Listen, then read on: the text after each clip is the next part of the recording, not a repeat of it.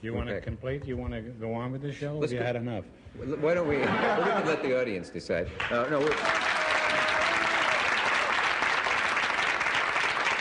that's not a fair test, Dick, because they have no place to go. That's true. I didn't get to ask you about the rumor that you were running for governor, or somebody asked you to run for governor, or something like that. Yeah, I'm sure in that's California. They wanted me to run for governor. This is pre-Reagan, or Reagan, he prefers. And I asked him how much they paid. Yeah. And he said it was $35,000 a year. Well, at that time, I was getting $16,000 a week for doing the quiz show. Mm-hmm. So I told him, unless they could raise it to that sum, forget about it. It's a true story. Yeah. You don't want me to sing anymore, huh? Oh, I love when you sing. If I sing, yes, you're singing. You haven't got any time to talk, and I'd like to hear you talk. Oh, listen, I'm here every night. Well, I'm not. If you had it to do over, would you do anything different? There were rumors that you once wanted to be other things besides a performer. I wanted to be a doctor at one time. You did? Yeah, horse doctor. No, really, I wanted to be a doctor, but that was before Medicare. I wouldn't do it now. In those days, the doctor could keep all the money he made. Now he keeps about 20%. But what they've done, the doctors, they've raised the price of everything. Mm-hmm. So if you go and get your leg sawed off, it used to cost maybe $85. It'd be about $140 now. It's hardly worth it, is it? No, it's hardly worth it. For $200, I'd seriously consider it. Or both legs, then I could say I haven't got a leg to stand on. They keep writing books about people of They're writing songs of love, but not for me. What about that? Very hard to what about the woman in the hotel in the Regency House? You think that I should give her a ring? Well, I'm leaving Sunday. That's right. So you have a day or so to follow through. And I need about 3 weeks. Oh, you need.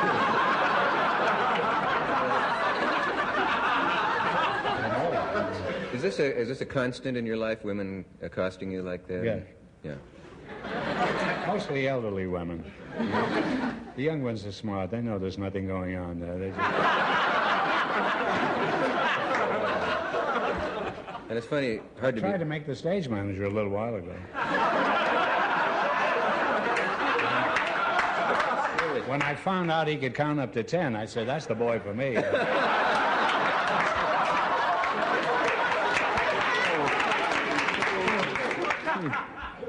You know, you're one of the best and wittiest conversationalists.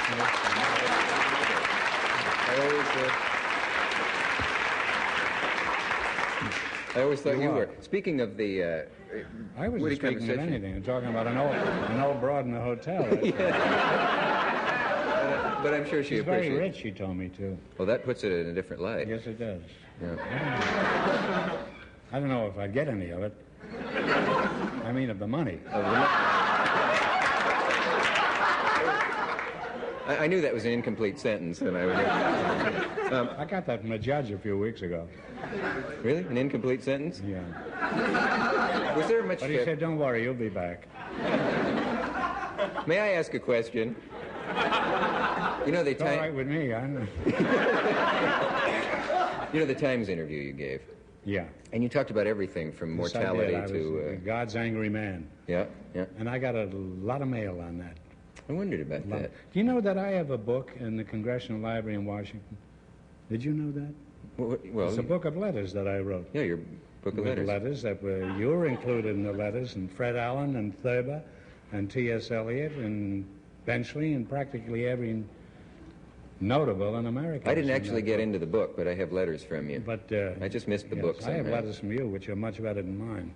I may do another book on your letters. We should totally but I was flattered. I was on one of the night shows. I don't want to mention the name of the show. It was the Johnny Carson show. I had mentioned that I had written a book of letters, it's called, by Groucho Marx, with all these notable people on. And the next day I got a letter from the head of the Congressional Library in Washington. Not a letter, phone call. And they asked me if they could have the original letters, which I sent to them. And if any time you're in Washington, you go to the Congressional Library, and you can read my book there. And it's 2 cents a day, by the way. This is true. I'm probably the only actor in the last 40, 50 years that had a book in the Congressional Library in Washington. I'm very proud of that. It's You're one of the very, few things.